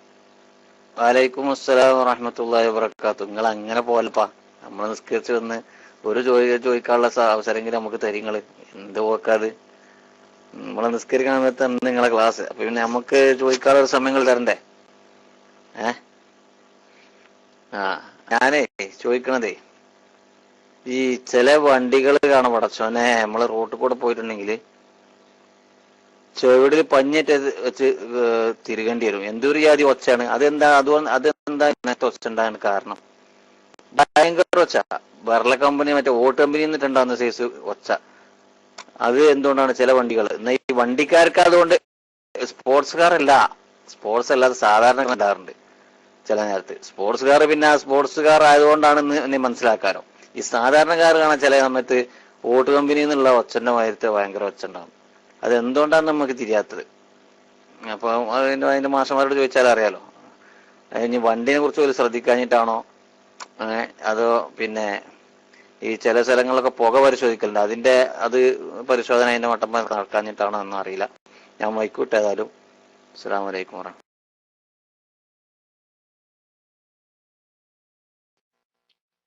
വലൈക്കും അസ്സലാം വറഹ്മത്തുള്ളാഹി വബറകാതുഹു. ഏതായാലും കീശേരി ഉസ്താദിനെ കാണാതിരിക്കുകയായിരുന്നു. ഞാനൊന്ന് കീശേരി ഉസ്താദ് ഒന്ന് വന്നിട്ട് വേണം ക്ലാസ്സിൽ നിന്ന് പോകാനെന്നുള്ള ഉദ്ദേശത്തിലായിരുന്നു. ഏതായാലും അൽഹംദുലില്ലാഹ് എത്തിയല്ലോ. ഉസ്താദിന്റെ സംശയം ശരിയാണ്. ഇത് ചില വാഹനങ്ങൾ, അങ്ങനെയൊക്കെ വാഹനങ്ങളിൽ സൗണ്ട് ഉണ്ടാകുന്ന ചിലപ്പോൾ സൈലൻസറിന് വല്ലതും ഉണ്ടെങ്കിൽ, പൈപ്പിന് എന്തെങ്കിലും ലീക്ക് ഉണ്ടെങ്കിൽ ഉണ്ടാവും. പിന്നെ അത് കൂടാതെ തന്നെ ചില ചെറിയ വാഹനങ്ങൾ, ചില ഈ കുട്ടികള്, ഈ ചെറുപ്പക്കാരായിട്ടുള്ള ആളുകള് ചില വാഹനങ്ങളിലെ സൈലൻസറിന്റെ പൈപ്പിന്റെ ബാക്കിൽ ഒരു പ്രത്യേക സംവിധാനം ഫിക്സ് ചെയ്യുന്നുണ്ട്. അപ്പൊ അതിൽ നിന്ന് വരുന്ന സൗണ്ടിനെ കൂട്ടി കുറച്ച് കൂടുതൽ സൗണ്ട് പുറത്തേക്ക് തള്ളാനായിട്ട് അതിൽ നിന്നൊരു സംവിധാനം അതിലുണ്ട്. അങ്ങനെയുള്ള സാധനങ്ങളൊക്കെ ഫിക്സ് ചെയ്തിട്ടായിരിക്കും ചില ആളുകൾ വാഹനങ്ങൾ ഓടിക്കുന്നത്. അതുകൊണ്ടാണ് ഇങ്ങനെ ഈ നല്ല സൗണ്ട് ഭയങ്കര നമുക്ക് തന്നെ കേട്ട് കഴിഞ്ഞാൽ നമ്മള് അറിയാതെ തന്നെ നമ്മുടെ രണ്ട് കൈയും ചെവിയിലെത്തും. കാരണം അത്രയും ഘോരമായിട്ടൊരു സൗണ്ട് ആയിരിക്കും. അപ്പൊ അങ്ങനെയൊക്കെ ഉണ്ട്. ചിലപ്പോൾ സൈലൻസർ പൊട്ടലുണ്ടാവാം. അതുകൂടാതെ തന്നെ ഇങ്ങനെയുള്ള നമ്മൾ ഈ മഹൽ സീന ഈ വിൽക്കുന്ന കടകളിലൊക്കെ അതിന്റെ സൈലൻസറിന്റെ ബാക്ക് സൈഡിൽ വേറൊരു പൈപ്പ് ഒരു എക്സ്ട്രാ ഫിക്സ് ചെയ്യുന്നുണ്ട്. നമ്മൾ ചില വാഹനങ്ങളുടെ ബാക്കിലൊക്കെ കണ്ടിട്ടുണ്ടാവുമല്ലോ, ശ്രദ്ധിച്ചു നോക്കിയാൽ കാണാതെ. അതൊക്കെ ഫിക്സ് ചെയ്ത് കഴിഞ്ഞാൽ കൂടുതൽ സൗണ്ട് ഉണ്ടാവും. സ്പോർട്സ് വാഹനങ്ങൾക്കൊക്കെ സൗണ്ട് ഉണ്ട്. കൂടുതൽ നമുക്ക് അരോചകമായിട്ട് തോന്നും. വാഹനത്തിനുള്ളിൽ ഇരിക്കുന്നവർക്ക് അവരേതോ ഒരു മഹാരാജ്യത്തിലെ ഏതോ ഒരു മഹാസംഭവമാണെന്നൊക്കെ അവർക്കും തോന്നാം. വാഹനത്തിനുള്ളിലിരിക്കുന്ന അല്ലെ വാഹനം ഡ്രൈവ് ചെയ്യുന്ന ആളുകൾ, അവരുടെ മനസ്സിലെ ചിന്താഗതി ഞാനൊരു മഹാസംഭവമാണ് എന്നായിരിക്കും. അതൊക്കെ മറ്റുള്ളവരെ ഇന്ധന ചെലവൊക്കെ വളരെ കൂടും. ഒരുപാട് ഇന്ധന ചെലവുണ്ടാവും. ഇതൊക്കെ ചില ആളുകൾക്ക് അങ്ങനെയൊക്കെയാണ്. മറ്റുള്ളവരെ എങ്ങനെയൊക്കെ ബുദ്ധിമുട്ടിക്കാൻ പറ്റുമോ അങ്ങനെയൊക്കെ ബുദ്ധിമുട്ടിക്കാം. നമ്മൾ തന്നെ കണ്ടിട്ടില്ലേ, ഇവിടെ തന്നെ നമ്മുടെ ആദർശ ചർച്ച നടക്കുന്ന സമയത്ത് ചില ആളുകൾ വന്നിട്ട് ചില കാര്യങ്ങളൊക്കെ ചോദിച്ചു കഴിഞ്ഞാൽ സത്യത്തിൽ അവരൊക്കെ നമ്മളുടെ മുന്നിലാണ് ഇരിക്കുന്നതെങ്കിൽ ചിലപ്പോൾ നമ്മൾ അറിയാതെ നമ്മുടെ കൈ പൊങ്ങിപ്പോവും. അമ്മാതിരിയുള്ള ചോദ്യങ്ങൾ ചോദിച്ചിട്ട് നമ്മളെ ബുദ്ധിമുട്ടിക്കുക. അങ്ങനെയുള്ള നമ്മളെ ഇപ്പം റോഡിലൂടെ നടക്കുന്ന യാത്രക്കാരെ ബുദ്ധിമുട്ടിക്കാനായിട്ട് ഇങ്ങനെയും ചില ആൾക്കാരുണ്ട് എന്ന് നമ്മൾ കരുതുക. അല്ലാതെ ഇപ്പൊ എന്ത് ചെയ്യാൻ കഴിയും? അള്ളാഹു തആല അങ്ങനെയൊക്കെ ചെയ്യുന്നവർക്ക് ഹിദായത്ത് കൊടുക്കട്ടെ എന്ന് നമുക്ക് ദുആ ചെയ്യാം. അല്ലാതെ ഇപ്പൊ എന്ത് ചെയ്യാൻ പറ്റും? ഏതായാലും ഞാൻ മൈക്ക് വിട്ടു. അസ്സലാമു അലൈക്കും വറഹ്മത്തുള്ളാഹി.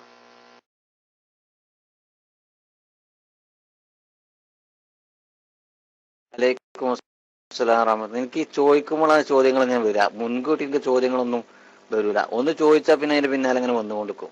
ഇപ്പൊ ഒരു ചോദ്യം വന്ന് ഇത് കഴിഞ്ഞപ്പോ, പിന്നെ ഈ വണ്ടിന്റെ ബാക്ക് ടയർ കൊണ്ട് ഇങ്ങനെ ഈ അക്ഷരങ്ങൾ എഴുതുന്നവര് എഴുതുന്നതാണ് ഈ ചെക്കന്മാർ. അത് വണ്ടിക്ക് കേട് വരുത്തുമോ, തകരാറുണ്ടാവുമോ എന്നാണ് ഇപ്പത്തെ സംശയം. ഇങ്ങനെ റാ യാ എന്നൊക്കെ വണ്ടി കൊണ്ട് ഇങ്ങനെ അതിന്റെ ടയർ കൊണ്ട് ഇങ്ങനെ എഴുതുന്നതാണ്. ഭയങ്കര കറക്കല്, പുകയൊക്കെ പോകുമ്പോൾ വണ്ടിന്റെ ടയറിന്റെ ബാക്കിൽ നിന്ന്. അത് വണ്ടിക്ക് ഗുണമാണോ ദോഷമാണോ ഉണ്ടാകുക? അത് കണ്ടാണ് ഇപ്പൊ നമ്മളെ നാട്ടിലും ചില ചെക്കന്മാരൊക്കെ തുടങ്ങിയിട്ട് ഇപ്പൊ അങ്ങനെ ഇവിടുന്ന് പിന്നെ ഉംറ വിസക്ക് നിന്ന് കണ്ട് ഇവിടെ അറബി ചെക്കന്മാർ കാണിക്കണ അല്ല ഇന്നോവയൊക്കെ എടുത്തുക്കാണ്ട് അതിന്റെ ബെരുമരായിക്കുന്ന പോലും ചിന്തിക്കണില്ല. ഓലും അവിടെ റോഡിലൊക്കെ ഇട്ട് കണ്ട് അവനാന്റെ പറമ്പിലൊക്കെ ഇട്ട് കണ്ട് തിരിക്കണതാണ്. അങ്ങനെ പൊടി വാറിപ്പിക്കുക, ഇതൊരു ഒരു സംഭവമായി മാറിയിട്ടുണ്ട്. അത് വണ്ടിക്ക് ഇപ്പത്തെ ചോദ്യം ഞാൻ മൈക്ക് വിട്ടു.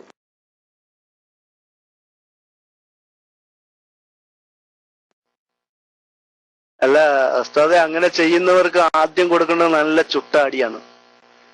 നമ്മള് പണ്ട് സ്കൂളിലൊക്കെ പഠിക്കുന്ന സമയത്ത് ചൂരലുകൊണ്ടൊക്കെ നല്ല അടി, ചന്തിക്കൊക്കെ നല്ല അടി കിട്ടുന്നവരെ നല്ല അടിയാ കൊടുക്കണ്ട. വാഹനത്തിന് ഏറ്റവും വലിയ കേടാണത്. അങ്ങനെ ചെയ്യുക എന്ന് പറഞ്ഞാൽ വാഹനത്തിന് ഏറ്റവും വലിയ കേടാണ്. കാരണം ഒരു മാന്യമായ സ്പീഡിൽ പോയിട്ട് പെട്ടെന്നൊരു ഹാൻഡ് ബ്രേക്ക് ഒക്കെ വലിച്ചിട്ടിട്ട്, നമ്മൾ സാധാരണ റായും വ്യായും ഒക്കെ കൈ കൊണ്ട് എഴുതും, അവര് ടയർ കൊണ്ട് എഴുതും. ചില ആൾക്കാർ അങ്ങനെ ആയിപ്പോയി അല്ലെ. ചിലര് അങ്ങനെ അവർക്ക് കൈ കൊണ്ട് എഴുതാൻ അവർക്ക് ഭയങ്കര മടിയാണ്. അവരപ്പോ ടയർ കൊണ്ടൊക്കെ ചെവിക്കുറ്റിക്ക് നല്ല പെട, അതാണ് കൊടുക്കേണ്ടത്. വിളിച്ച് മോനൊന്ന് പുറത്തോട്ട് വന്നേ എന്ന് വിളിച്ച് വളരെ സ്നേഹത്തോടെ നിർത്തിയിട്ട് 2 എണ്ണം അങ്ങോട്ട് കൊടുത്തിട്ട് മേലെ ഇമാതിരി പണി കാണിക്കരുത്, അതാണ് ചെയ്യേണ്ടത്. മഹാമോശമാണത്.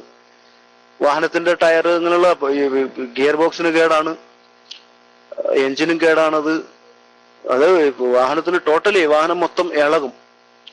അങ്ങനെയൊക്കെ കണ്ട് അങ്ങനെയുള്ള വാഹനങ്ങൾ, അങ്ങനെ കുട്ടികളൊക്കെ അങ്ങനെ ചെയ്ത വാഹനങ്ങൾ വെറുതെ തന്നാൽ പോലും വാങ്ങാനും പാടില്ല. വാങ്ങിക്കഴിഞ്ഞാൽ പിന്നെ നമുക്ക് എല്ലാ ദിവസവും അതിന്റെ പുറത്ത് കാശ് ചെലവാക്കാനേ സമയം ഉണ്ടാവുള്ളൂ. അങ്ങനെയൊക്കെ വിളിക്കേണ്ടി വരും. അപ്പൊ അങ്ങനെയുള്ള വാഹനങ്ങൾ വാങ്ങാൻ ഇപ്പൊ നമ്മുടെ നാട്ടിൽ തന്നെ കുട്ടികളൊക്കെ അങ്ങനെ ചെയ്യുന്നുണ്ട്. ഞാനും കണ്ടു. കഴിഞ്ഞ പ്രാവശ്യം ഒരു കുട്ടി മറ്റേ ഷിഫ്റ്റ് മാരുതിന്റെ അതെടുത്തിട്ടൊരു കറക്ക് ഇറക്കുന്നു. നമ്മളെന്ത് പറയാനാ, അവരൊക്കെ അങ്ങനെ ശീലിച്ചു പോയി കാണുന്നത്. ഏതായാലും ഹിദായത്ത് കൊടുക്കട്ടെ. ഇനി കീഴ്ശേരി ഉസ്താദിന് വല്ല ചോദ്യം ഉണ്ടാ? ചോദ്യം ഉണ്ടെങ്കിൽ കൈപൊക്കി മുകളിൽ വരിക. മനസ്സിലായി കാണുമെന്ന് വരുന്നത് വാഹനത്തിന് വലിയ കേടാണ് ഉസ്താദെ. ഏതായാലും ഉസ്താദ് കുട്ടികൾക്ക് വാഹനം വാങ്ങിക്കൊടുക്കുമ്പോൾ വളരെ സൂക്ഷിക്കുക കേട്ടോ.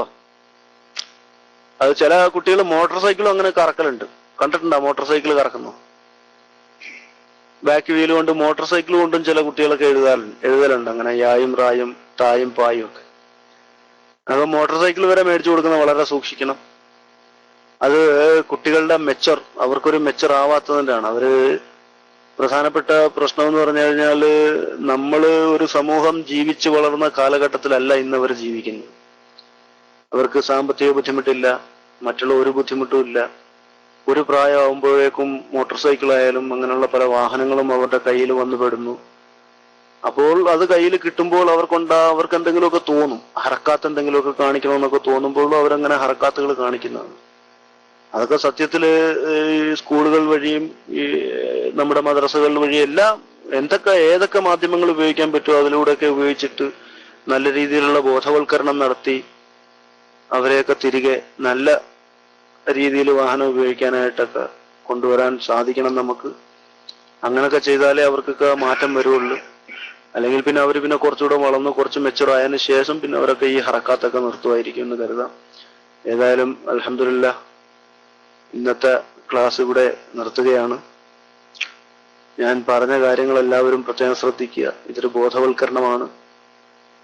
ഞാൻ ഇന്നലെ ഒരു ഡ്രൈവിംഗ് സ്കൂളിലെ ലൈസൻസിന് ടെസ്റ്റിന് കൊണ്ടുപോയ കഥ ഇൻഷാ അല്ലാഹ് അടുത്ത ആഴ്ച ഞാൻ പറയാം. വളരെ രസകരമായിട്ടുള്ളൊരു കഥയായിരുന്നു. ഇന്നലെ ആ ഒരു പാർട്ടിയെ ലൈസൻസിന് ടെസ്റ്റിന് കൊണ്ടുപോയിട്ട് ആ ഗ്രൗണ്ടിൽ ആ മനുഷ്യൻ കാണിച്ചു കൂട്ടിയത്. ഏതായാലും ഇൻഷാ അല്ലാഹ് ഞാൻ അടുത്ത ആഴ്ച അതിനെ കുറിച്ചിട്ടൊക്കെ പറയാം. ഏതായാലും ഇൻഷാ അല്ലാഹ് നമുക്കെല്ലാവർക്കും നമ്മളെ എല്ലാവരെയും ഇങ്ങനെ ചെറിയതും വലുതുമായിട്ടുള്ള അപകടങ്ങളിൽ നിന്നൊക്കെ അല്ലാഹു തആല കാത്തുരക്ഷിക്കട്ടെ എന്ന് പ്രത്യേകം ദുആ ചെയ്തുകൊണ്ട്, പ്രത്യേകം ദുആ വസിയത്തോടെ എല്ലാവരും എനിക്ക് വേണ്ടിയും ദുആ ചെയ്യണം. ഈ മാസം 25-ാം തീയതി അനുജന്റെ വിവാഹമാണ്. അതിന് നാട്ടിൽ പോകാനൊക്കെ ആയിട്ട് അങ്ങനെ ആവശ്യപ്പെട്ടിട്ട് അവരിതുവരെ റീ എൻട്രിക്ക് അപ്രൂവൽ തന്നിട്ടില്ല. ആദ്യം വളരെ സ്നേഹത്തോടു കൂടിയൊക്കെ പറഞ്ഞു നോക്കി. ഇനിയിപ്പം എങ്ങനെ പറയണ്ടെന്ന് എനിക്ക് തന്നെ അറിയില്ല. എല്ലാവരും അതും കൂടെ ഒന്ന് ഏറ്റെടുത്ത് ദുആ ചെയ്യുക, ലീവ് കിട്ടാനൊക്കെ വേണ്ടിയിട്ട്. ഏതായാലും ഇൻഷാ അല്ലാഹ് ദുആ വസിയത്തോടെ അസ്സലാമു അലൈക്കും വറഹ്മത്തുള്ളാഹി വബറകാതുഹു.